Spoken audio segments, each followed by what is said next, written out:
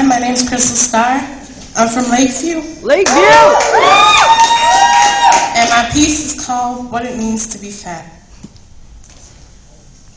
I was one of those cute little kids, round face, partially bald.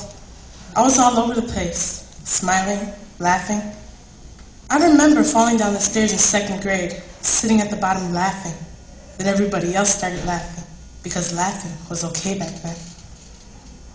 In school I had a lot of different friends. There was Allie, a shy toothpick of a girl, and Megan, who wore black all the time and was a cutter. The three of us were the best of friends. They made me feel better about myself. Even when people like Kyle Barkley, a pimple-faced, bad hairline, pants below his waist, trying to be cool kind of dude, made crude remarks about my weight. I remember the first make fun of me look in one's eyes. I was in the 4th grade. Being laughed at every moment of every day took hold of me.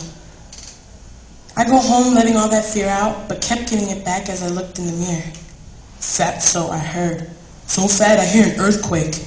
Makes me feel lower than anything in the world. Walking into high school, I thought it was the end. I thought all the making fun was over until Kyle Barkley came up to me and told me, "You're still fat?" I thought to myself, what does it mean to be fat?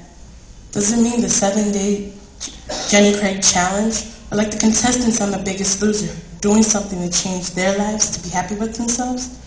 Don't get me wrong, I don't mind losing some weight to be healthy. But I'm proud to be who I am and how it's helped shape me on the inside.